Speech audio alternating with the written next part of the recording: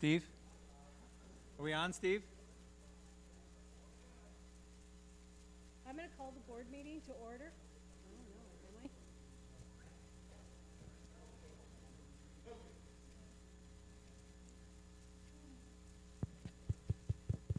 Can you guys hear that? Can you tap on? Oh, there I am. We're going to try and, oh, wait, there I am. I'm going to call this the special board meeting to order. Do you want me to read the public comment sheet? Not yet. Hmm? Do you want to introduce first? I don't know if I really do. Do you want to read the full public comment? Yeah. Okay. I'm going to have all the board members introduce themselves. Kevin, do you want to start? Laura Crichton. Chris Mothershead. Stefan Stravice. Mike Ziegler? David Steinbrook.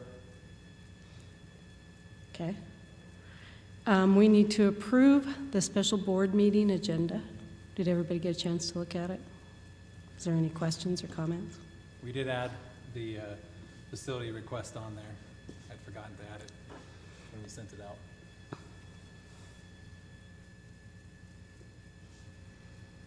We still need to approve it. I'll make a motion to approve the special board meeting agenda. It's been moved and seconded to approve the special board meeting agenda. Are there any questions or comments? Should we see if Cindy can? Hey, Cindy, can you still hear us? Yes, I can. Okay, thanks. Oh, we didn't let Cindy introduce herself. We have Cindy Duffner's on the phone with us here. All those in favor of the special board meeting agenda, say aye. Aye. Aye. All opposed? Okay. First thing on the agenda is the emergency policies. These are only requiring one reading. Most of them we already had in place, but we had made some adjustments. But the policy committee got together last week, and we reviewed both the emergency policies and the Title IX policies, and we're recommending that the board approve them. So is there any questions or concerns on anything that you guys looked at?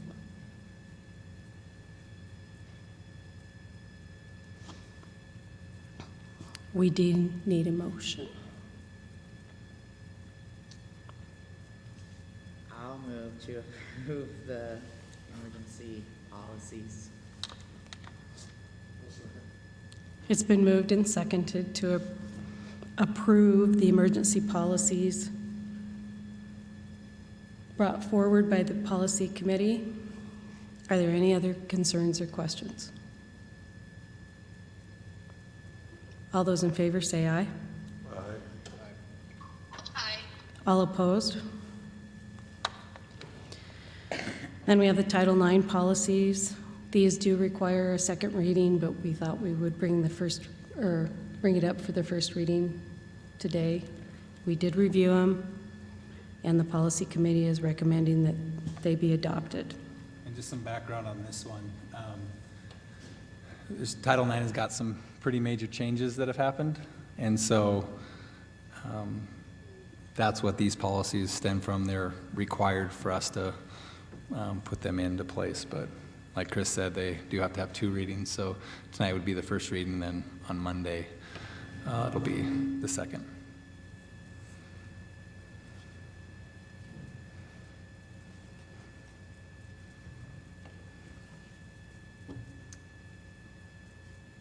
Discussion? Motion?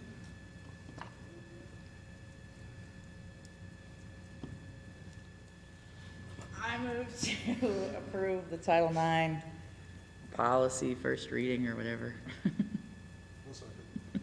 It's been moved and seconded to approve the Title IX policies.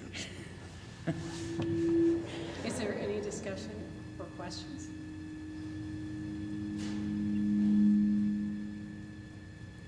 All those in favor say aye. Aye. All opposed? Okay, we have 2 facility requests, one from DCC, who would like to use the football field for conditioning. Is that what it is? Yeah.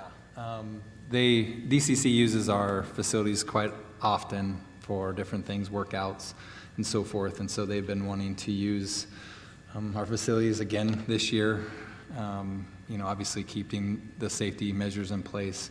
And since all facility requests have to come in front of the board because of policy, that's why it's coming from you guys. DCC and Glenwood Public Schools, we do a lot of shared facility stuff, and so it's just, like I told them, we just had to come on the board. Since we were having a board meeting, we thought it would be nice to get this out of the way so that they could start using our facilities if you guys deem appropriate. And so it's mostly just for some practices, and on there, it had what was listed and stuff. And Joe was gonna be here tonight, but he was running late, had to do something else, and so I don't see him right now. So if you guys have any questions or if there's any concerns on that, we can pull that to later, because I know Joe said he was gonna be here, Joe Peterson. But if there's no questions or anything, then we'd wanna do these separately though. Or if there's no concerns with either one of them, we could make a motion to accept both of them. But that's DCC, the AAU football. Is there someone yep. Was that Mr. Timpton? Sorry, I can't see you that far.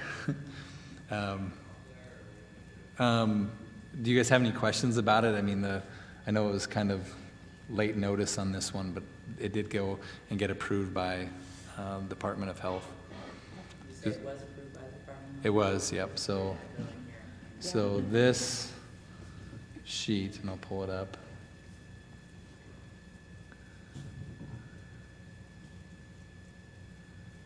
This is the Dawson County Health Department's form that has been approved by the Health Department. So, any highlights from it, Josh? Well, we've kind of set a precedent, haven't we, that if it's been approved by the Health Department, that we're pretty good with, we're not going to try to tell other people what to do, so. And the DCC practices don't interfere with anything, so I guess I'll make a motion to approve both of those facilities requests. Second. It's been moved and seconded to approve or accept the request for the facility use by DCC and the AAU. Are there any questions or concerns or comments?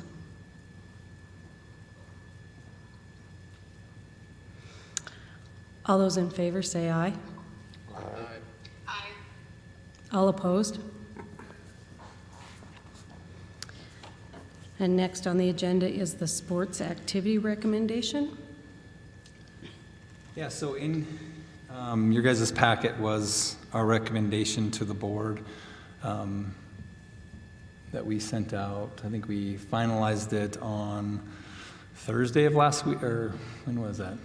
Yeah, I think it was Thursday. We got it approved by the Board of Health, or by Timber, which ended up going to the Board of Health on Friday. But this is, after looking at all the different pieces to this, this is the recommendation. So what we thought is I'll say a little bit and then kind of open it up for questions from the board to kind of ask about, some of the stuff in here instead of going through this recommendation line by line. A lot of special board meetings, we haven't had the documents done until you get here, so we've had to, kind of go over what this thing looked like. And since you guys have had time to look at it, we felt that we'll just highlight a couple things and then have you guys ask questions and kind of have a discussion with the administrators before we go to public comment. And so the biggest thing when we started looking at this was we really kind of figured out first and foremost what the most important thing was in regards to this is our sports and activities, and that's to make sure that our kids get to compete and continue on in their activities. That was really important that we try to protect that at all costs. And so that was one of the main reasons why we did this. I think the other piece to this is not only that, but it's also how do we as administrators also enforce this? Because anytime we're talking about something like this, we have to be able to enforce what we are setting out to do. And, how do we do this safely so that kids get the opportunity to play, families get the opportunity to watch, and also other spectators as well. And so, using that whole framework, and there was a lot that went into this and how why we structured things. We thought it would be good to keep a framework that was similar, because what we didn't want to show was whatever decision that is made is the final decision. We wanted this thing to be able to move if new information came. That's something that just keeps changing. And so how do we allow, some flexibility in this to where we can move in and out of things depending on what's going on in our community, what's happening. And so we did the best that we could. We had a lot of conversations on this as to why we put certain aspects in the different columns that we did. And so we'll have a lot of information if you guys have questions as to why something fell in one of them or whatever. But like I said before, the health department has approved this plan. So I would just open it up. You guys have gone through it, so just open it up for questions, and our administrators are here to answer questions. So do I understand it correctly from what I read that it's the admin's recommendation that we start off, were this approved, in the more restricted version? Or is that? Yes. So it got me sort of stuck on why. I mean, and I know you guys probably had hours and hours of conversation about it, but I appreciate so much that we, as long as sports are going, that we're going to allow home parents to watch. But I think the idea that out-of-town spectators are inherently a problem instead of something happens where we decide it's a problem. I almost feel like if we're starting off at more restricted with pretty low numbers, we've had a couple little things happen at the school where we saw, no transmission. And I personally have witnessed our athletes really doing the best that they can to follow the rules. I attended a cross-country meet, and those kids were masking up and social distancing and doing what they were supposed to do. And in fact, one of them even reminded me that, hey, I don't think you live with her. Maybe you should step away from who you're hanging out with. So I feel like I almost want to beg the admins and Mr. Buckley and the coaches to allow the restricted. I'm okay with the restricted. I'm not so much okay with the more restricted, just because I know how hard it is for me to send my athlete off and not be able to go with her. To the point where I'll just drive up and sit in the parking lot and create the same problem that they're anticipating, right? I'm gonna have to go get gas. I'm gonna be there anyway, because I've seen too many injuries that, in my opinion, as much as I think the coaches are smart and looking out for our kids, I don't know that not having a parent there is enough. And to be told that I simply can't go is upsetting to me in other towns. And so I just feel like Dawson County could be a town that doesn't do that. That shows that, now I'm not saying we can't go backwards once we've started in restricted and find out, holy cow, this is a problem, people aren't following the rules. But I just don't like starting there. And I mean, that's my 2 cents, but I'm not comfortable starting in the no out of town spectators at all. I'm uncomfortable Right, with and that. so, and on this, things can, this is just the recommendation, so even in some of these things, because I'm hearing you say it's more about the out-of-town portions of this, and, I don't know if Ryan wants to kind of speak to that as to why that even became a piece on here. Do you have a microphone? So when we met as a group in August, we met in Lewistown with the Eastern ADs, and basically after that meeting was done, it was an agreement, and it was pushed by almost everyone there, including Sydney, that we stay on the same page and that we have a blanket for everyone. So this doesn't happen, say, if we have people go to Miles City and then all of a sudden they come back here and said, well, we can go to Miles City, but people can't come to Glendive. So we didn't want all that to start. So the plan was leaving that meeting on the 5th that we stayed in a group, understanding that everyone's in a different spot. I mean, Yellowstone County has, I mean, they're kind of the hot spot. Bighorn County's a hot spot. Us out here aren't quite there, all right? Not saying that we can't get there, but so that was kind of hard, and that made the meeting last longer, all right, because there were so many different levels of where everyone was at that time.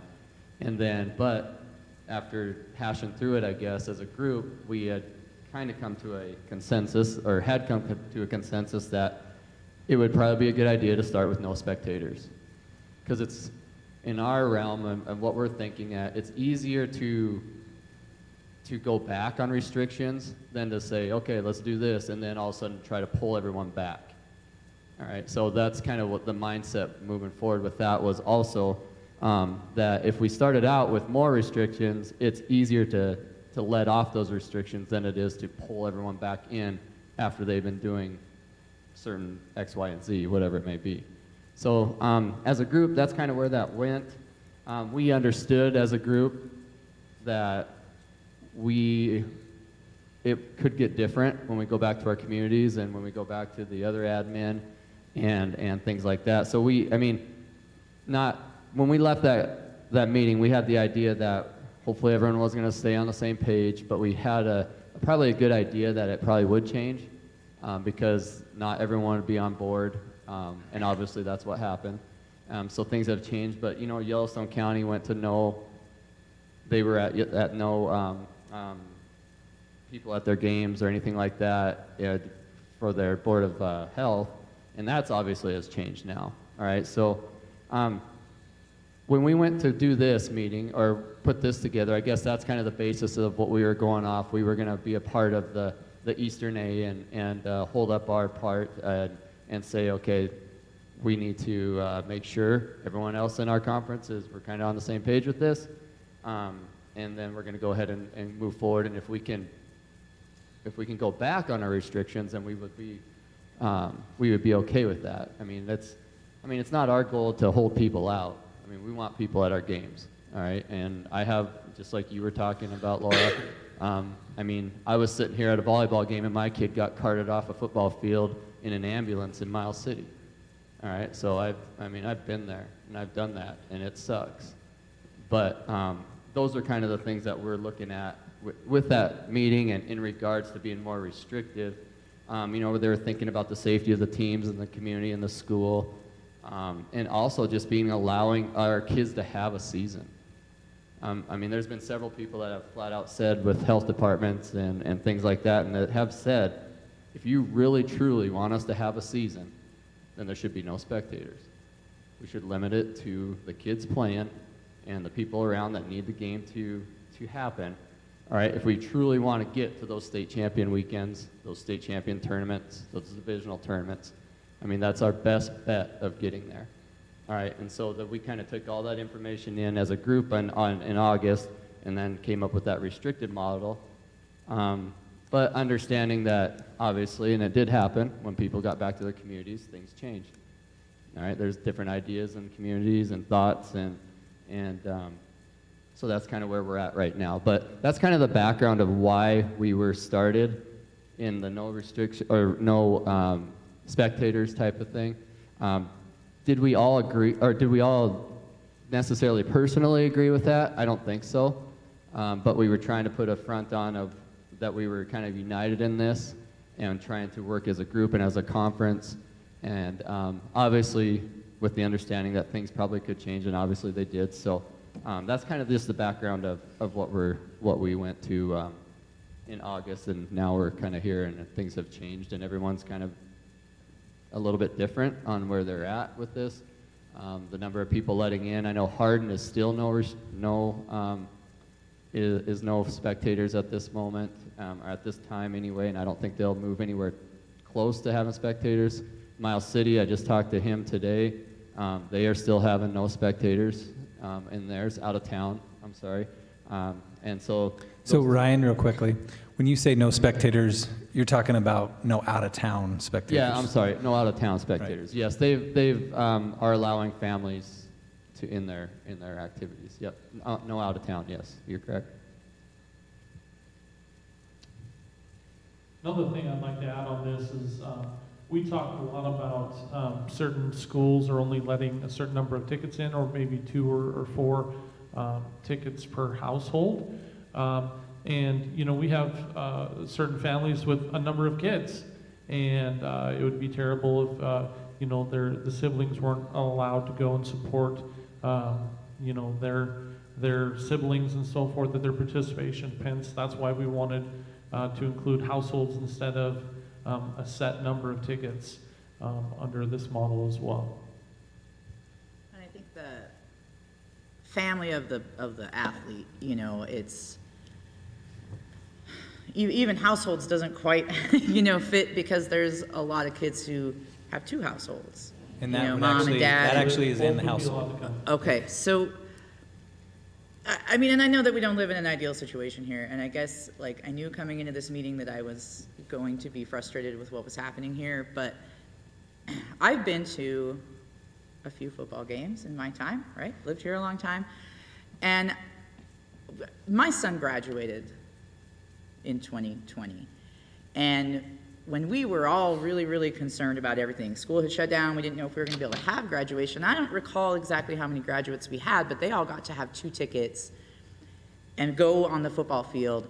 And it didn't look like social distancing was even remotely an issue. And I'm almost positive the graduating class is larger than the varsity football team. And I could be wrong, but in my mind, if you live in Dawson County, you should get to go to the football game. Like, full stop, that's the end of that. Because it doesn't matter if I want to go watch a kid play football who I'm not blood related to, but who I've practically raised and who I adore, and now we're going to tell you that you can't go.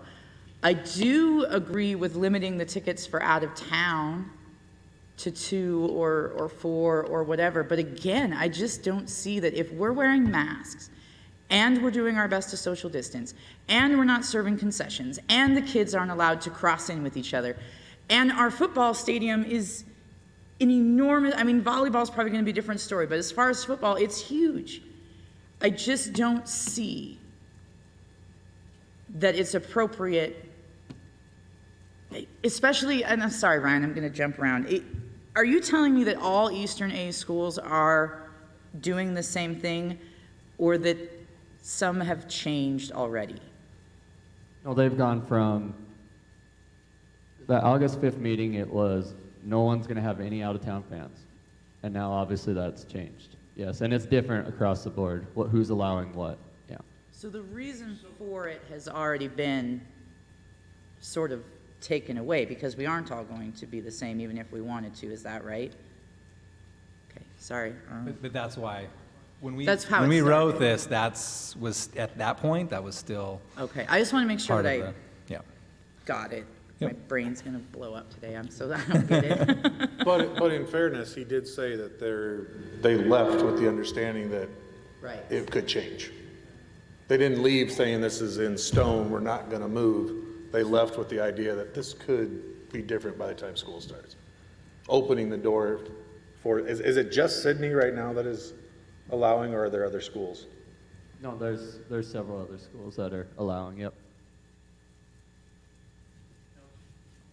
I guess,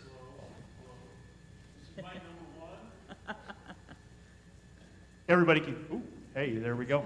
So it is my understanding that what has changed is that, and Ryan, if I'm wrong, just take over.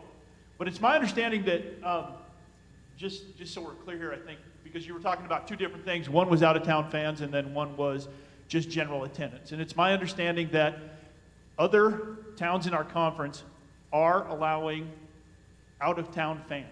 And they're restricting the number of tickets to the number of participants. I think it's, for most schools that are allowing out-of-town fans, it's 2 tickets per participant. Is that correct, Ryan? Yep, that's Unless correct. I'm wrong, the towns that are allowing their home fans to come, that they are allowing a certain number of tickets per participant or households only. Is that correct? I don't believe that there's anybody in our conference that has gone to the idea that they're just going to let anybody and everybody in as a general admission ticket. I think for a lot of communities, it is 2 tickets for out of town, and it is 4 tickets per participant in town. And I don't think, unless I'm wrong, Ryan, I don't think it's more than 4 tickets per participant in town, is it? No, 4 is the highest that I've seen. And the exception to that, I know, is Miles City, who is allowing, when there are families that, or there are kids that come from split households, they're letting, both households come. I think with the restrictions that other communities are putting on, I think they lie somewhere between no out of town. There are some communities that are still not allowing out of town fans. Some communities are allowing out of town fans. I don't believe there's anybody that's allowing in-town fans in as a general admission. That there's a restricted number of in-town fans that are allowed to come. So that kind of gives you an idea of where we are just with the other 9 teams in our conference. Are football and volleyball played? When I was in school, and I think it has changed, like the freshmen played at 4 and then the JV play. Is it like that for football still? I think it is for volleyball. Or does football play on different days? They're different. So, somebody else can chime in if you want. I can shut up. I just feel like, I think, Mr. Larson, what you just said sounds bee's knees to me. 2 tickets for out-of-town fans, 4 tickets for in-town fans, but I would love to add something where if you have a larger family than that you can request something from your coach, because your coach knows best whether or not you're full of crap. And I hate this feeling that we're always assuming that people are lying to us or manipulating. I couldn't imagine playing with nobody watching. I just think that's, so to me, I think the more people we have, the better, as long as you can stay apart. And I think that's great. I would vote for that plan right there. I just have a question. Has anybody crunched the numbers on max capacity, everybody social distances at our venues? Yeah, we did for graduation. Okay. I don't know if we still have that information. I mean, So in why the can't- plan, it was kind of built that way. Why can't that be the number? It can be. I think the enforcement of everything becomes the problem as to how many people you have there. I think the stadium is built for, do you guys remember how many that is? Is it 15? I guess when you say enforcement, 1,300? what does that entail? Does that entail you see someone not wearing a mask? That means cutting it off at a certain number. If you're saying we're only allowing 1,200 people into the stadium, then we cut it off at 1,200. Oh, If that's capacity. But the thing that with the model that for spreading it out, Michael, that makes it a little bit more difficult is the households, because there could be Mr. Steinbrann's family of 8 people sitting together, and then there could be another family with just 1 parent there. And so calculating what that looks like for spacing, for the number of students we can fit, it just makes it more difficult. We're not making everyone spread out 6 feet, if that makes sense. Oh, I understand, but I mean, if you issue the max tickets and say 5 people are a family unit, they group tighter, that would actually make the situation better. So there isn't really a mathematical reason why we can't issue max tickets. Oh, so you mean like actually space it out and say, okay, like kind of like we did in here a little bit, where you say 6 feet, 6 feet, 6 feet, 6 feet this way, and then see how many of those are. Yeah. And then start there and then move. I mean, I don't think we haven't done that piece Okay. of it, no. My question is, how would you enforce that? Because truly, you want to allow the kids as parents and families to come and let them in first. You also want to allow, if we're going to allow 2 spectator parents from out of town to be there, and then so what do? You stop everyone from coming into the game until those people have come in and sat down, and then you start allowing people to come in based on spaces. I think that's going to make it very difficult to get that restriction. I think we just need to, I mean, I think it's great. I think everyone should have an opportunity to come to the games. But I think realistically, how many people are going to need to be there to help provide that kind of a scenario that says, hey, we can't let you in until all the kids' families are present or accountable, and all the kids from out of town's families are present and accountable. And then we can start letting local people in until we hit a magic number.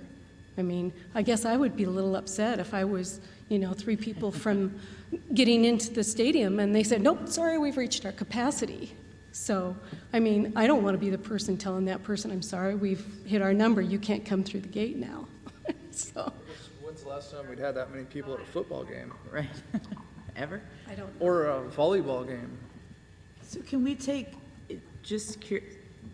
with what you're both saying, can we make the more restricted model all the same except for bullet point or hollow bullet point under attendance, 2 tickets for out-of-town spectators? That's our more restricted model that we're going to start with, and then the restricted model is just, like you said, by that time we've figured out a few things and we have some ways to observe and know what we... I think if we change anything, and I want to be clear on this, this was a recommendation that we had, last week. There's been a lot of things that have shifted since then as well, just so everyone understands that, just like we were talking about with, when after we sent this away, then all of a sudden we heard about other towns, and we're like, and it was already going to get improved, and it just kind of was what it was. But regardless of what we change, this still has to be approved by the health department in order for us to do this. Now, Thursday we have our first home match. Saturday we have a JV football game. So I just want to make sure everyone keeps that in mind as well. Timber knows that it's coming here tonight. She does know that, and that there's always a possibility that just because it's a recommendation does not mean that this is what it's going to be moving forward. And so just before I ask the question to you, are you saying can we change this one to the 2 tickets per athlete of the opposite field? And, were you also thinking about, instead of this one, making this 4 tickets, kind of like what Mr. Larson was saying, or just keep it as is? I didn't, sometimes my ideas make things more complicated. Is that too complicated for 4 tickets automatically goes to everyone? Well, that's what everyone was, that's what most of the other But I do want towns are Mr. doing. Steinbrand's family, if you have more than 4 people in And the that's household, the I hard want you to be able to go. But That's the I hard also thing. want it to be something where the lady taking tickets at the door doesn't have to ascertain if that's your boyfriend or your brother that you're trying to bring into the game with you. So I felt like if the coach could be the one, they know their kids, and could say, oh, man, you can have 2 extra because I know that your sisters are in town this weekend from college, or whatever. I think that is something that we can give a little bit on while we work it out and see what this looks like. Because I also think that away teams should sit, spectators should sit elsewhere, but I know that doesn't always work, and all those sectioning. And that's I what would leave have to that to the happen. minds of our admins and to figure those things out. I just am not comfortable limiting the family that can watch their own kid in their own town. And I'm not comfortable telling out-of-town guests that you're not welcome here and you can't come. Even though that's happening in other towns, I don't think that's gonna last. And I think if we vote on this as it's written, we're gonna be right back here with another emergency meeting and another petition and maybe some signs this time of we're not doing this. And sports, to me, are the most voluntary part of school. We have an obligation to provide education, and so I'm okay with the hybrid model and all these other twistings that we had to do to provide an education, but nobody is required to play football. And so if you don't want to play football because you are nervous, then don't go play football. If you don't want to go watch football because you're immunocompromised, then don't go watch football. It's not a required thing, so we don't have to, in my opinion, provide the same level of protection that I believe that we do inside the classroom, which is compulsory for every student to get an education. So that's the only suggestion I can think of, and just like the other plan, I would like to just ramrod us into a less restricted model as soon as possible. But if we want to start, I really would like to see out-of-town spectators, and I would really like to be able to see entire households, whether it's a divided family or not, be able to attend. Yep, and the divided household is already built in. So But that not household is four. like, what's that? Not if you change it to 4 tickets. Not if you change it to 4, yeah. Okay. Yeah. So, and that's one of the things that we, it's really difficult because when you start getting into the weeds. Yes. We wanted a whole entire household to be able to attend, but the thing that it doesn't allow for is all of a sudden you have grandparents and you have all these other people, and that's why the streaming is so important, is because of that piece. And I know that people would rather watch it in person than stream it. I mean, I'm the same way. I would want to do that, and so we were trying to figure out how do we do this in the best way possible, and it's difficult, so. But we could, also, in theory, if we move up to, yeah, you could, when we bright get, yellow. when we get to that, you can totally make a motion to vote on that with those changes for sure, okay. yeah. Here's, I got a question. Are we concerned? Hold on one second. Hey Cindy, can you mute yourself? Thanks. Okay, go ahead. Oh, I wasn't sure if she was talking Yeah, I to us. or- talking to us. Do we think the people of Glendive incapable of socially distancing at these events? Or are we just thinking that the whole town's gonna show up and it's just gonna be a melee? Because I mean, to me, it's like, I think we're all fully capable of socially distancing given the space we have.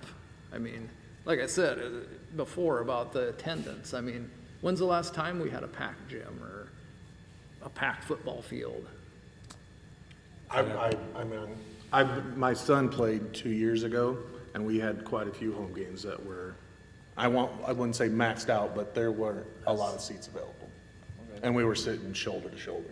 Yeah. And, can't say what they're gonna look like this year, because we haven't seen them play, but they're getting better. And, as we get better, we're gonna draw more fans anyway, so, the potential, and I think that's the thing we have to keep thinking about is, we do have to think about the potential of it being full, and what are we going to do? I mean, like we've been tossing around, we can't just stop people from coming in and saying, oh, we hit 100, 1,200 people, that's it.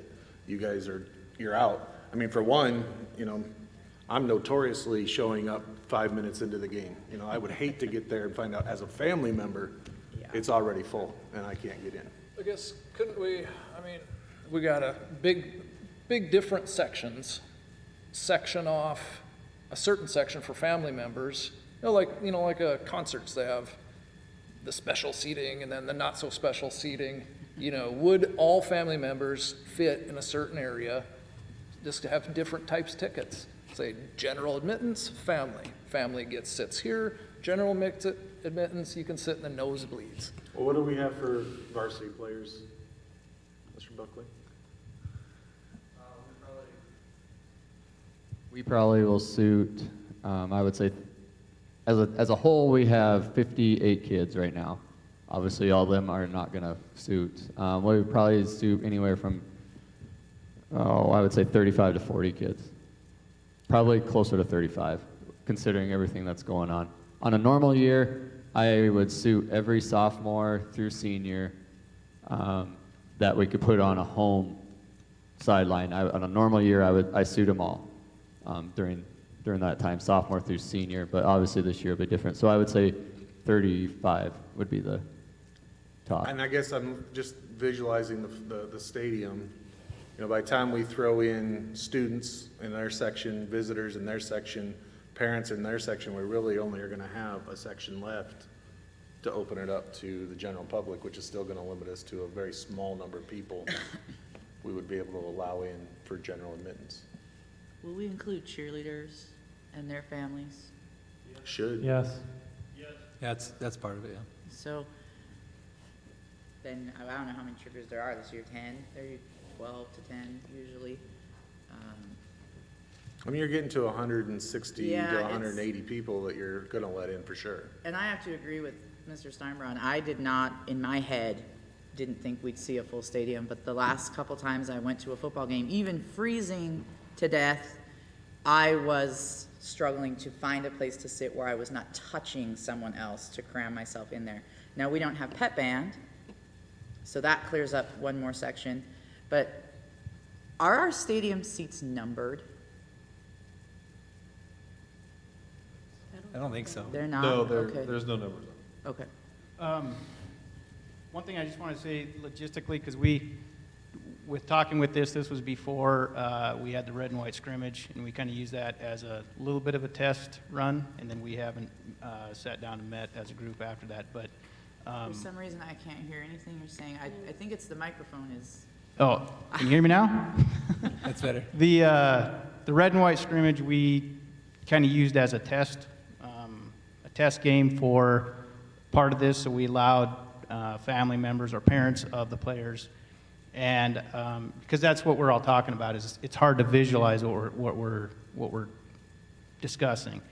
And after the red and white scrimmage, I think we're going to have an easier time with the plans that we were talking about. So I think we'll be able to, like our more restricted plan, other than the opposing team parents, 2 tickets apiece, our restricted plan, or our more restricted plan, I think is better than any other town by letting whole households in and things like that. So if you were just going to put the addition of 2 tickets per athlete for out-of-town spectators, I think we can do it. I think there's going to be plenty of room to do that. Keeping our more restricted plan the same and just adding that to it, I think is feasible. I think we can do it. And correct me if I'm wrong, but when we were sitting looking at the red and white scrimmage, I mean, I think, or, like I say, there's still some other things we could look at off of the main bleacher sections that we could look at too, but I think it is feasible sticking with our more restricted and then just adding what you're talking about. sweet. Unless you have any other thoughts on that.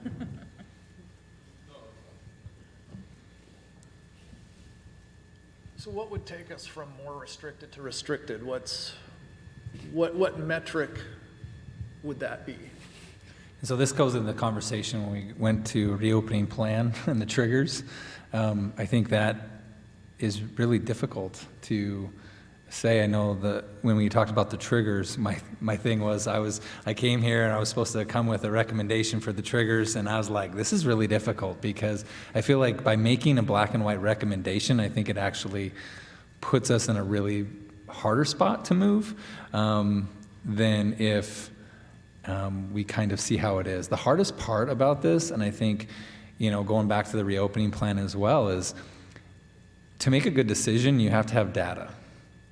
And right now, no one can show me any data to show what this thing looks like when we start opening this up. A lot of people say, well, we've been doing sports all summer and, whatever, but it is different. And I do think sports are different than reopening a school. I do think that.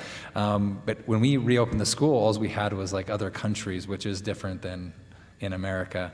And so trying to make decisions with not a whole lot of data is really difficult. I've had multiple conversations with multiple medical providers, and when they're on total ends of the spectrum, how do you make good decisions? One person's saying you need to, shut this thing down. And someone's like, you need to open this thing up. It's how do you make a good decision? And so one of the things that we've been doing, and one of the recommendations that we've been making, is we don't want to shut everything down. Like, that's not what we want. We want kids to be able to go to school. We want them to be as normal as we possibly can. But we also know that we don't want to go full force into something and then have to back off. I think that's not a good plan. It's just my own personal opinion, because you jump in the deep end of the pool and something happens, well, that's on us.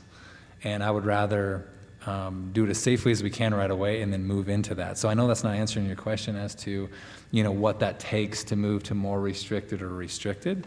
I think once we have some home games and we start seeing what this thing looks like, because at the end of this thing, we still have to, this board, whatever this board decides, us administrators are gonna have to figure out how we're gonna make this happen.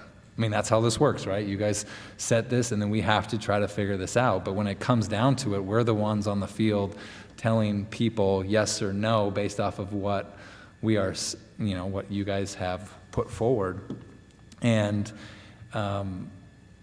that's where it kind of is, and we have to try to figure out what that thing looks like.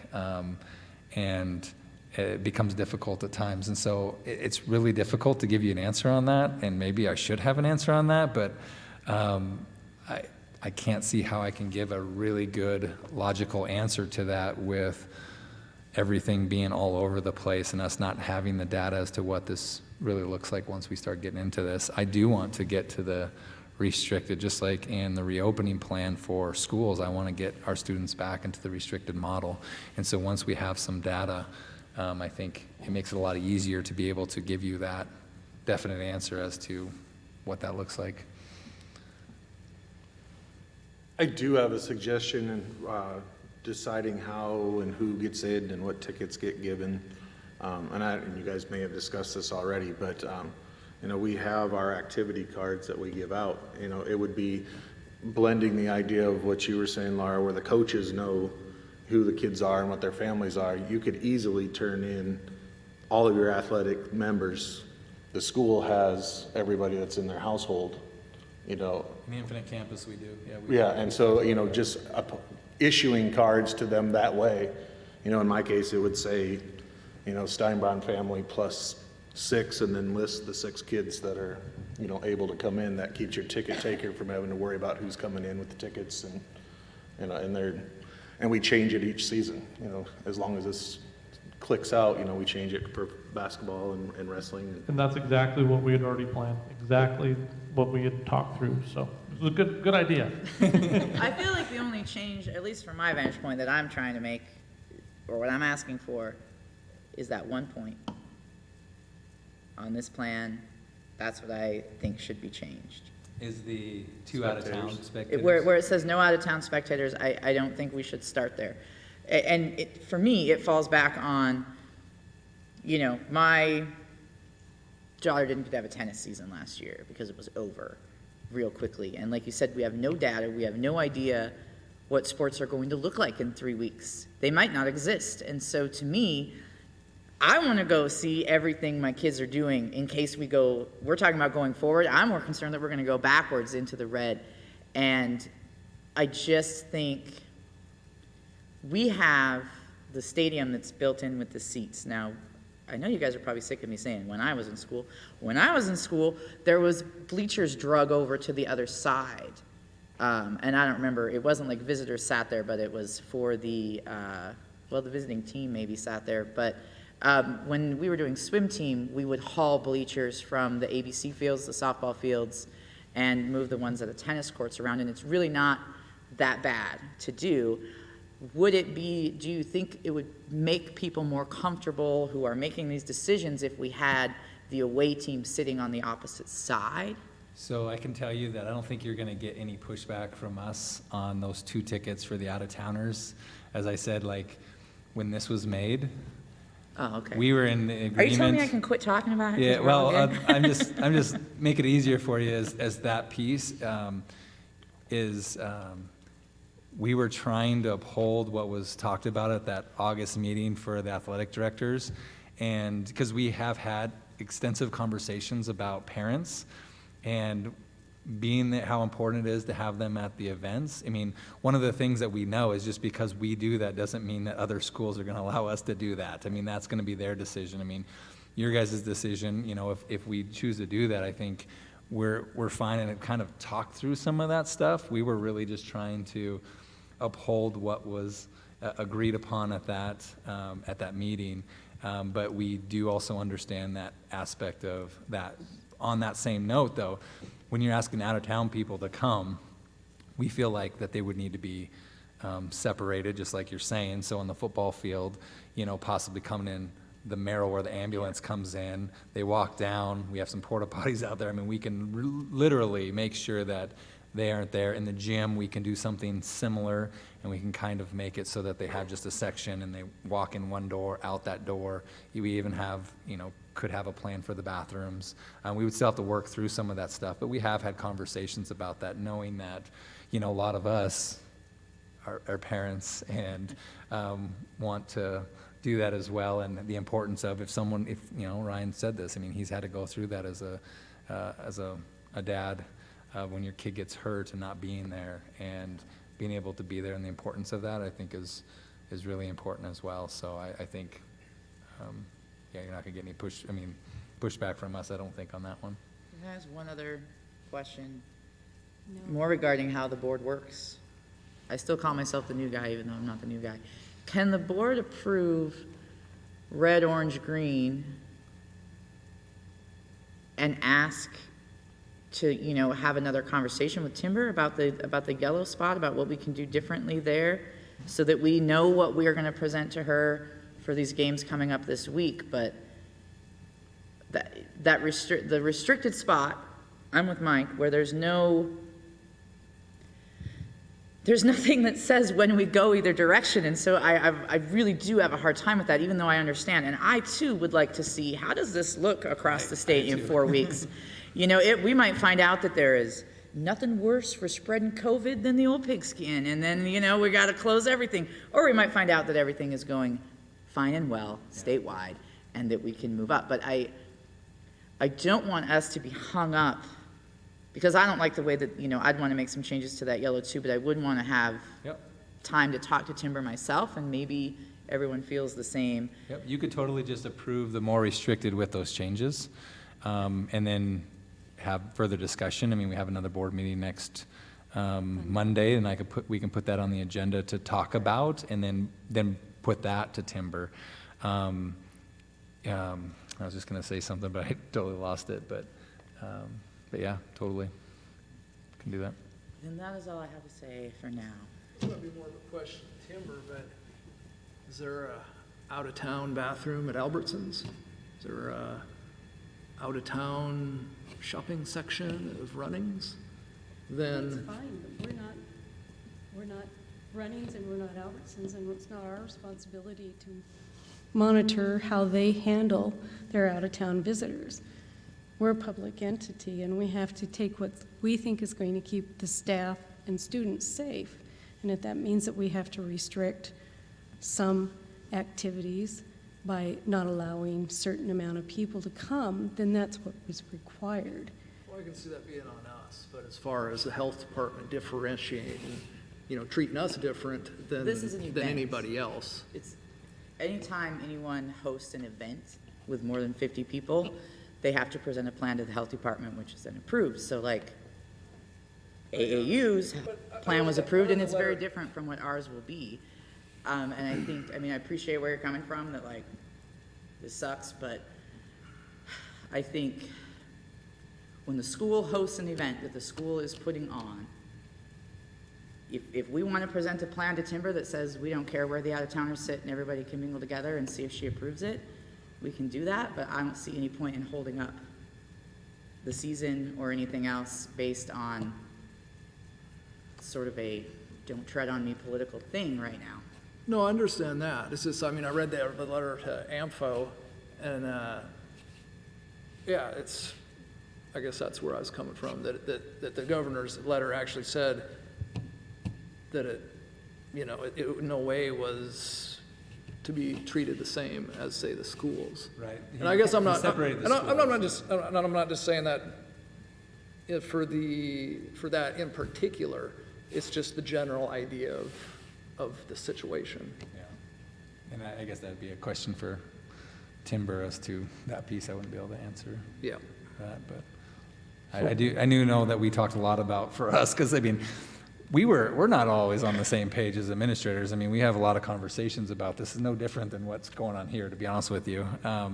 And there's a lot of difficult stuff having to talk about, because I can tell you my personal beliefs on a lot of this stuff. I've told this to parents when they call me, like my personal beliefs on this stuff. I think people would be surprised, because I think people see me as, you know, a certain way because I'm the superintendent of the school district, and my decisions have to be to protect the students and staff of our school district.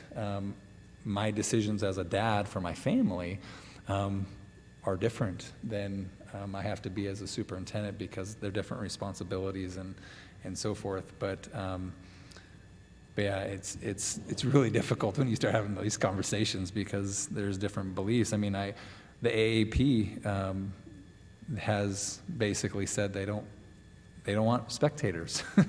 You know, they think that we shouldn't have spectators. So it's like, who do we listen to when we're saying this? Because, you know, if you remember back in a board meeting quite a while ago, you know, the AAP was saying we shouldn't have masks on kids 10 and under. And then that changed, and then now they're saying no spectators. And so things are shifting so quickly, and it's like, how do you keep up with this stuff? And who do you listen to? You know, the governor has, you know, kind of like what Laura was saying, the governor has said, you know, no groups more than 50, unless you can, you know, I mean, there's stipulations with that, but we have to go to the board, or the Board of Health, which is that authority's been given to Timber at the Health Department to make that recommendation.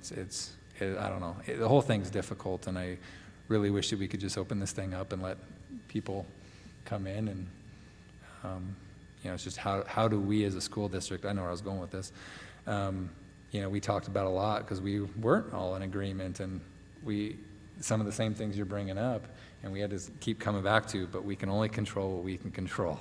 I can't control what Albertson's doing or different things that we're going to be accountable for what our decisions are. So, No, I agree. It's just, I would say, hard. we make our decisions and put it to her, and it's up to her to put it down. Yep, So, absolutely. I mean, all And I'm that can saying happen. is- Yep. so, yeah. Yep. You know, we wanted to, just like the facilities requests, you know, a lot of people have been going to her, and then it's been going to you guys. We wanted to try to do that as well. Yep. So that it was, if you guys did agree with it, you can, and if you didn't, then you can change it, and we just have to put it back to her, though, if anything gets changed, so.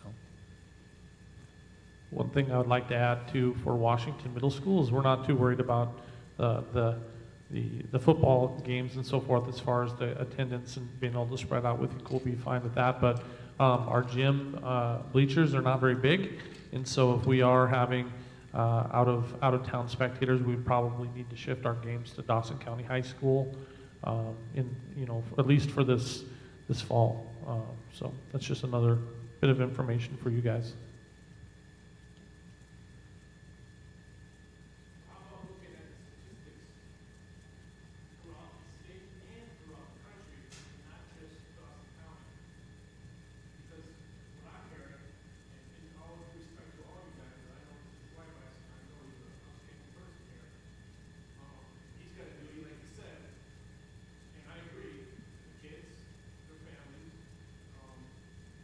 Statistics clearly show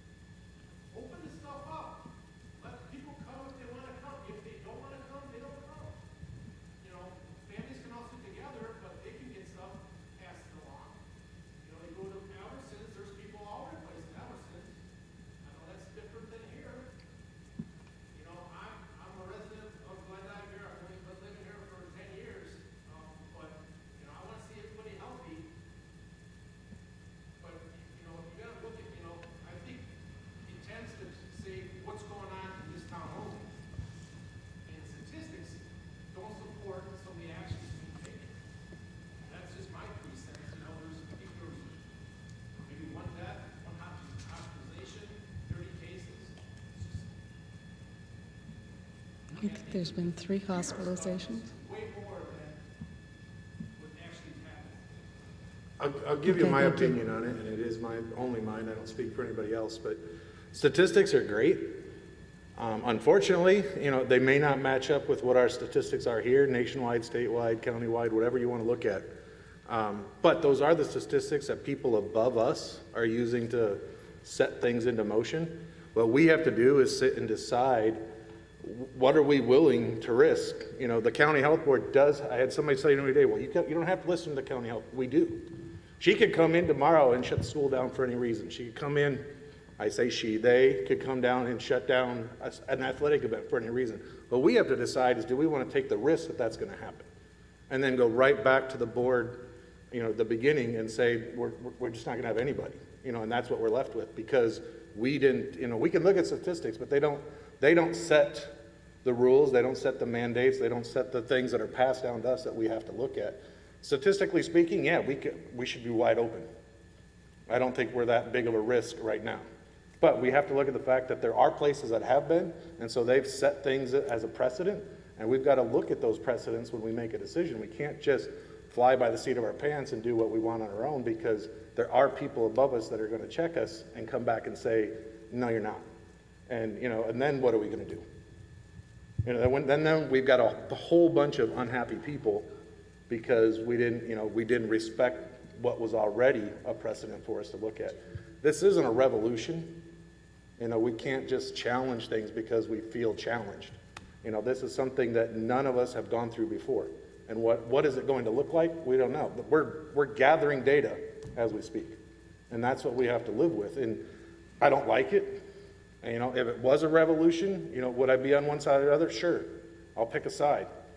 But it's not what it is, and I don't think we can, as a board and as a district, go out and just be making fly by the seat of our pants decisions, because that's what we want to happen. We've got to look at the data, and we've got to look at the precedents that have been set. Plus, we have to look at the fact that, yeah, some of this stuff does have teeth and can be brought against us. So we can't just throw that stuff out because we just feel like, well, we're in a bubble and we're safe here. That bubble could pop at any time for any reason. It may not be cases that break out. It could just be we didn't pay enough attention to what was going on, and somebody comes in and puts us in our place, whether we like it or not.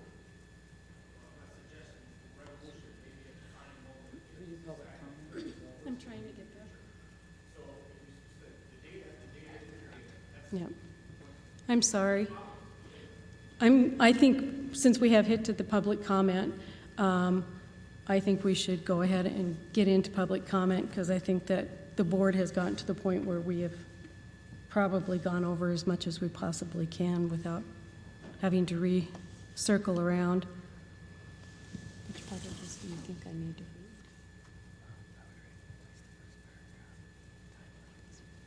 read? Okay,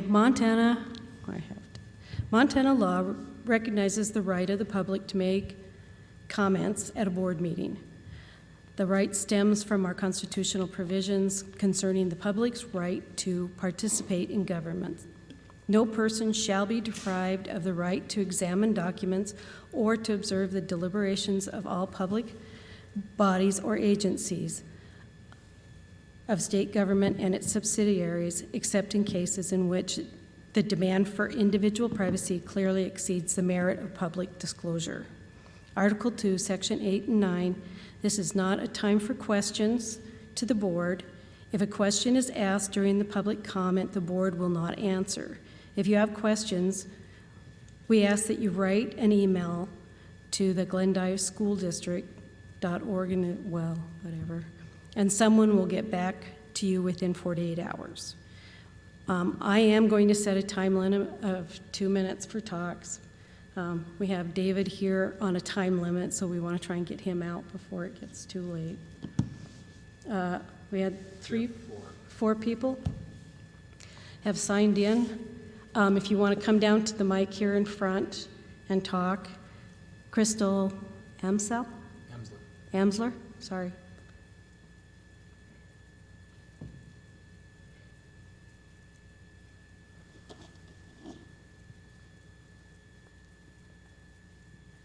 First of all, I'm going to say I hate public speaking, so bear with me. But that should show for me to be up here talking to you guys. I feel very strongly about what I'm about to say. I do not want to be in any of your positions. I do not envy any of you. I thank you for what you do. With that being said, I think that we need to open up our minds a little bit.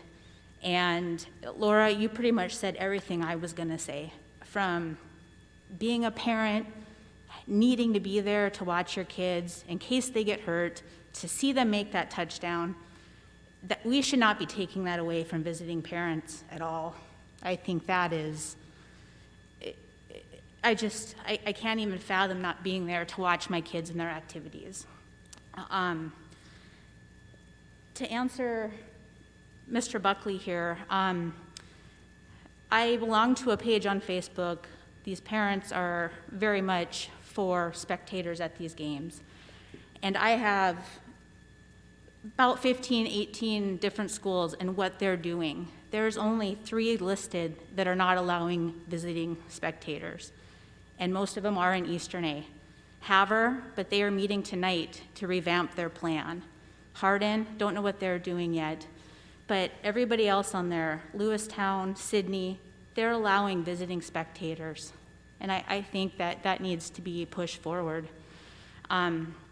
We have a big, beautiful stadium. Our field is the best in the state. We need to allow, like you said, bring bleachers in if we have to.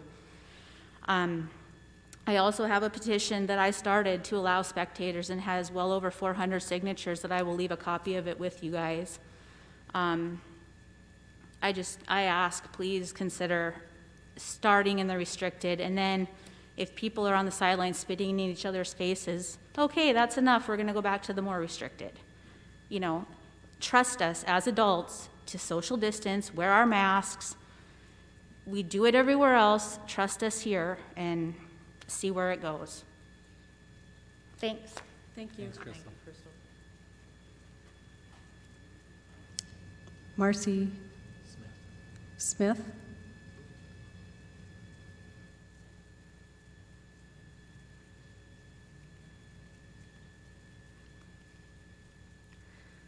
Well, like Crystal, I very much appreciate everything that all of you do, and thank God I'm not a school board member, because I think that you all have held up very well. You'll look really good, by the way. I don't know how that's possible, but thank you for everything that you do, and thank you. And thank you to our administrators, too, because I'm sure that Ryan has had to field plenty, Mr. Johnson, so you guys are tops in our book.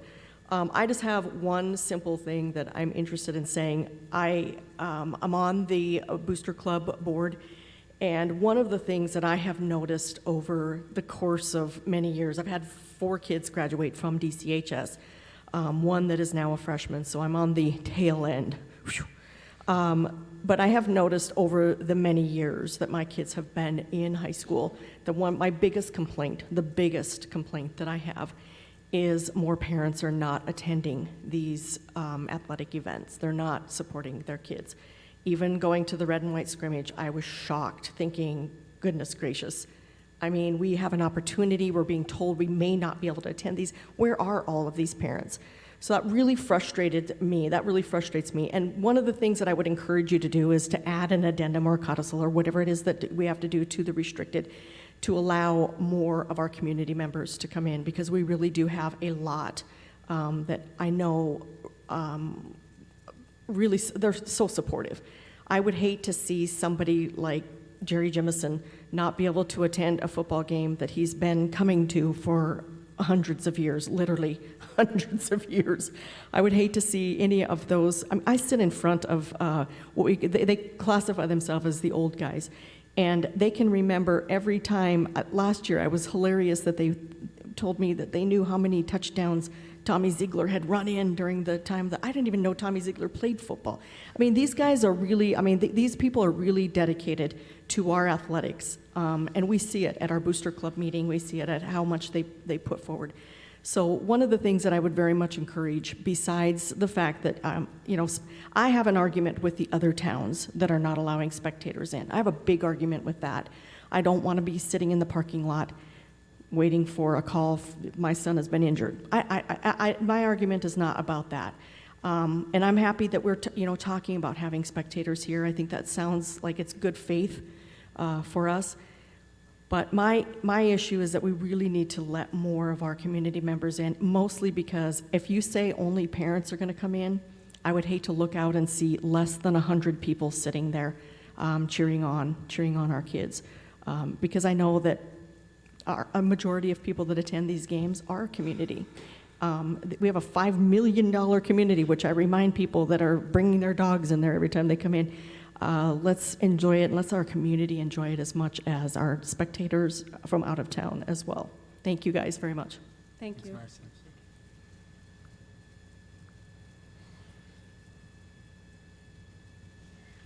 Marianne Phipps.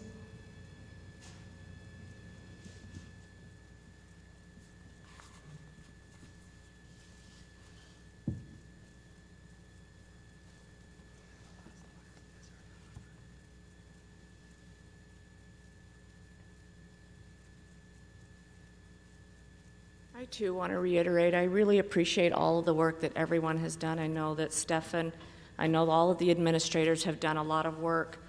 One of the things that the board has mentioned, which I think that maybe we need to go back to exactly what the governor's directive is. The governor's directive says that if you are indoors, you do not have to social distance, you have to wear a mask. There's no reason in my mind why the volleyball or any other thing that is held in the gymnasium can't be held, that you can pack the house and you can still wear your masks. That's exactly what the directive it says. I do have a copy here if you want to see it. Also, it does say that for events over 50, if you can't social distance, then people should wear masks.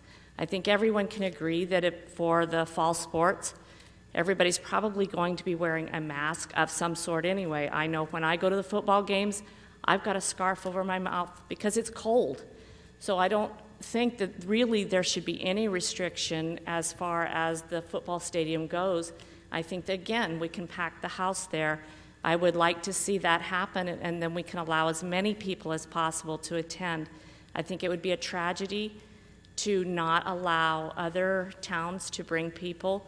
I also think it would be a tragedy in my own family. I have adult children that are in my household, and they are not listed on Infinite Campus. I can tell you that they're not there. The only people that are there are young school-age children. And I spend a lot of time with my daughter that's married, and I would think that it would be a tragedy. She has planned now, since the schedule came out, to come to the football game on Saturday morning that is for JV. Typically, those aren't well attended. And I think it would be very disappointing to her and her husband both that they can't attend a game. I know my own son who plays, who's just a freshman, he is much more excited when his siblings and his brother-in-law can attend the game than they really care about whether his parents are there. He gets much more excited. I think it's a little sad that my 25-year-old, who is listed on the census as in my home, that I don't see as often as my daughter who's married, that she can't attend the game, and I think that there needs to be some consideration for that. I would really recommend, I would like to see us go to the restricted and not the more restricted. I think that that's maybe a little bit overboard. I'm not sure, I wasn't clear from the discussion if all four were approved by the health board, or if what we were being told is that the health board only approved the more restricted model. I wasn't quite clear from, and maybe there can be some discussion on that afterwards. But that would be my recommendation, and I think that when the health board recently, we know that the health board was more restrictive than what the governor said, and I think the residents of Dawson County spoke out very clearly that they don't want the health board to restrict. In addition, I know I prepare taxes, and if I told any of you that just because you live in Dawson County, you have to pay an extra 10% above what the rest of the state pays, I think you'd be pretty disappointed too. Thank you. Thank you. Thanks, Marianne. I think we need clocks. Desiree Hoffer.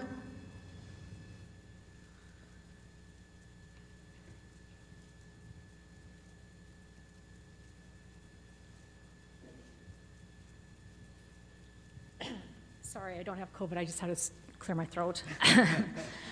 I am a staff member and also a parent to 2 students in the district. I appreciate your sentiments, Laura. Many of the same things that you said, I was thinking. I would ask that if we're starting in the more restricted, that you please add out-of-town parents to that list. Last year, we were in Mill City, and my son was injured at the game, and we ended up having to carry him off he was carried off the field, and we took him to the emergency room during the course of the game, and we were able to do that because we were there. And I would only hope that we would extend that same opportunity to out-of-town parents. I also actually would request that you start in the restricted model versus the more restricted to allow more people to come. My father, who is now in his 70s, has literally called me every other day for the past 3 weeks asking me what Glendive is going to do with their sports and if he's going to be able to come watch his grandsons play football this fall. And I would love to be able to call and tell him that he's going to be able to come and watch them play. Thank you. Thank you.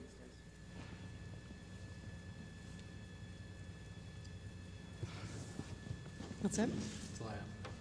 Okay. So that's the end of public comment. Now we need an action. No, I don't want you to talk anymore. No, I'm just kidding. Well, I'm the one that's on time constraint, and to entertain the idea of opening up to more people. It says face masks are going to be required. Ms. Phipps said, that's what it says for when we're, from the governor's mandate. This is a question to administrators. What would you do to enforce that and see that that's done? Because I think that's important for the public to hear.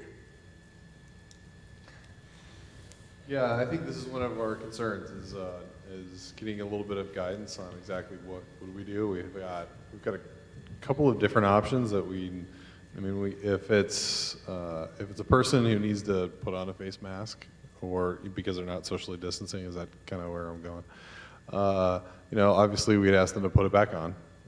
Or put a mask on, and then I guess it escalates as to then what happens after that, and kind of knowing, getting some guidance on what that would look like would be appreciated. I think we can ask them to leave. Obviously, would be an option because they're not staying safe and they're not doing some of those things. But that's easy in a situation like this. But when it's a football game and there's excitement, there's a lot of energy going on, that can escalate very quickly and not de-escalate. So, there's options that, I don't even want to consider, but there's some other things that we can do, but, if it's a one-on-one case, then we can handle that, maybe, but we'd like some guidance on that. I asked the question because, I think he's left, but the gentleman that was bringing up statistics, you don't have to tally statistics, just go to some of these places that have been mentioned, and you're going to have people that are refusing to wear masks. And then we as a district have to deal with that. We've had people tell us they're not going to, and so really our options are to suspend play if they will not leave the facility. We've all, the Dawson County Sheriff's Department's already said they're not going to enforce mask mandates or anything like that. So, and nobody wants to do that. Nobody wants to stop a game and ask the adults to do what they've got to do so we can continue to move forward. But MHSA laid out some pretty direct guidelines for the athletes and the coaches on the sidelines, and we have gotten some pretty direction from our local health department as far as what the expectations would be if we have groups of 50 and they're not following it. We're not going to be like some of these other businesses, and we'll just look the other way. I guarantee you that. That's not who I am. I'm a rule follower, and if this is what it is, then this is what I'm going to do. And, we want kids to be able to participate. But I think that it's putting even more on your administrators, the more people that are in the facilities, to be able to manage that. And then also manage a student body section that Mr. Johnson's going to be responsible for managing as well, as you know, however many fans are in the stadium. So it's a big task. But I hope that our people that are at our events will do what's right and not use this as an opportunity to make a political statement, because that's not why we're there. We're there to support our kids and to give them opportunity to participate, but we can't control what other people choose to do. And I would hate for our kids to have to take a forfeit if we had people, you know, even from another community that were refusing to follow guidelines while they're in our gym. So, you know, all things to consider that we are going to be tasked with working out, so. Yeah, our plan that goes to the health department, we are, you know, whatever that is and gets approved, we are supposed to enforce that. You know, and like Mark said, the sheriff has already said, you know, they're not going to enforce masks, or they really can't. And I don't remember exactly the wording, but they have also said that they would. I mean, obviously there's trespassing and so forth, that businesses have that right all the time. But the hardest part about these situations, we've had to talk a lot about the enforcement piece, because unfortunately that's our job as administrators. And it's one of the hardest things to talk about. You know, anytime you talk about getting back to school, well, we have to talk about, what if they're not doing this? What if they're not doing this? What if they're not doing this? We have to talk about those consequences, which are not fun conversations. And so in this situation, we've had to talk a lot about that too. And, you know, not one person, an administrator that's in here right now, wants to have to enforce things. The hope would be that everyone, just like Mr. Goyette said, was that we don't have to do that. And the question becomes, what happens if you have people who are not? And what does that happen? You know, what does that look like? And I think that's what Mr. Johnson was kind of talking about. And so in our plan, we talked a lot about, you know, asking people to leave and so forth. And no one wants to be calling the cops or anything like that. And so how do you do that, especially if you have multiple people, and where does that go? And I think this is exactly what Mr. Johnson was saying, is this is going to be a tough one. It's one thing if it's a student, because we have a little bit more leeway in how to enforce that. When we're talking about our community, it gets a little bit tougher. And so there's been some famous, you know, videos on Facebook about like an AD who has had to stop play. We do not want to be famous on Facebook for having to do that. And so, but it is a concern. It absolutely is a concern about, you know, the enforcement of it. And unfortunately, we can't just blindly think that that we're not going to have any of those issues pop up. You know, we're going to have to figure out what are we going to do in order to make that happen. And that's where that, you know, sentence came from, as to it's really the only option that we have is to make sure, and it comes back to, you know, our job is to make sure that these kids play, and they can play as much as they possibly can throughout the season. How do we get them to finish their season once started, you know, and compete and so forth? I think if you make it clear to the community and be very transparent with them that there are consequences that will happen, I think that you will find that they will be like, I don't want to wear a mask, I don't wear a mask hardly any of the time. Neither do I. Here's tonight I knew was important, and that I would not get a chance to be able to see, play, or whatever. If making that clear, it would make a difference. Yep, that's a good point. I have a kind of a recommendation, and you guys can decide whether it's something you're willing to do. At this point, because I think it's important that we figure out something to allow the volleyball game on Thursday and the game on Saturday to be able to have something so that we can at least allow people to attend. Maybe go with the more restricted, allow 2 tickets per out of town spectators for each student. And then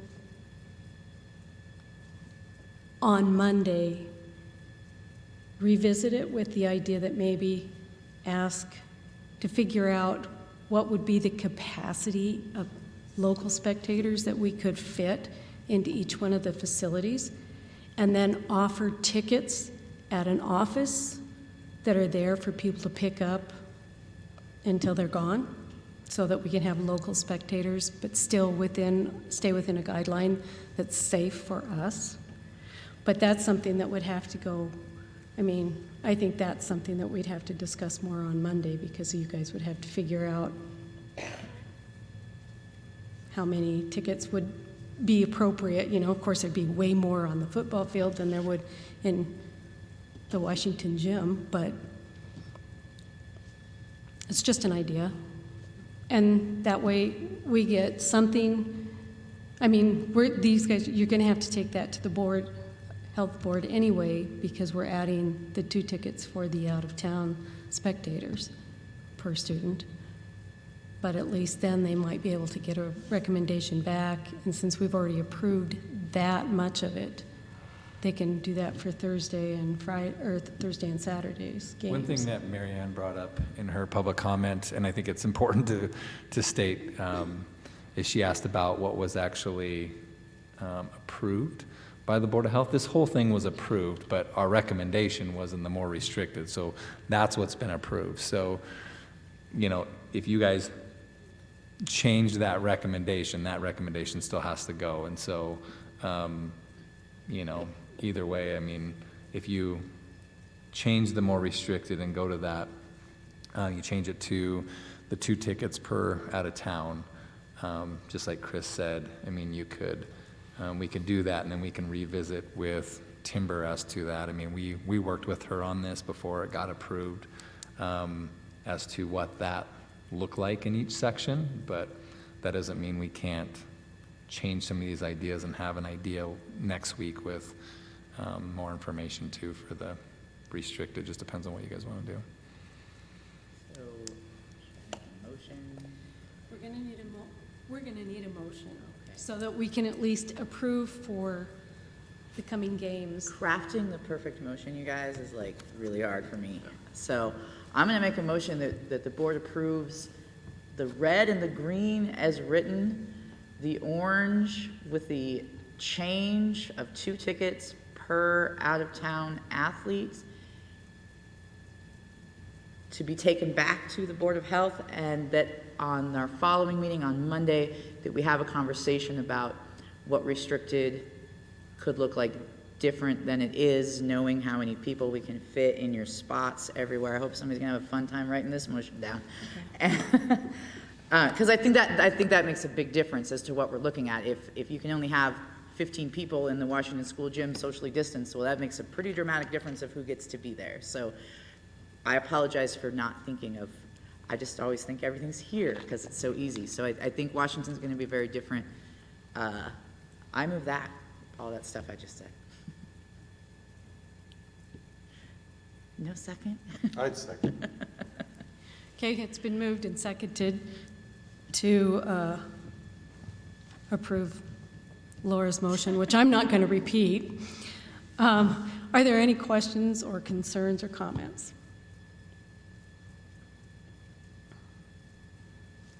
All those in favor say aye. Aye. Do we still have Cindy? Aye. All those opposed? Motion carries. So we will discuss this again on Monday night after you guys, but you need to try and get the approval for the more restricted version for this next week, correct? Yeah, and Timber knew that I would be contacting her most likely, so I had a feeling things were going to shift, but like I said, we knew this might shift on Thursday of last week after other teams started making different decisions, so once we heard that, so yeah, I'll get it to Timber and hopefully get it approved. Downside is if it doesn't get approved, which I think it will, then. Do we want to recess or just adjourn? To be on the safe side, I think maybe recessing it until, because if she doesn't approve that, we're going to have to come back and talk. I was going to say, So- we might have to do, no, you can't ask anymore. This doesn't have to do with football or volleyball, but pep band and choir. So this said it was sports and activities, but all we talked about was sports. And as your residents' band nerd and drama nerd. When do they get to start doing things? Because it says no pep band, that, like, with no end date on that, and so I feel like, man, that sucks. You know, like, to imagine a pep band or a band that doesn't get to perform.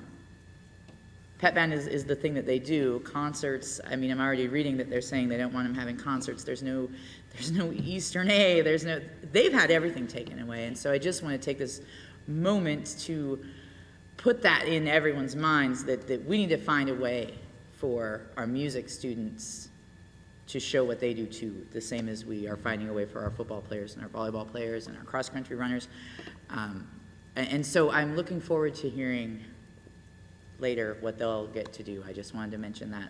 And we have had conversations about that, so we'll talk some more. Okay. And on Monday, we can give you more of an update on where we're at on that. I would appreciate that. That's all I wanted to Absolutely, say. it's very And now important. I'm going to shut up, Chris, I promise. That's never stopped you before.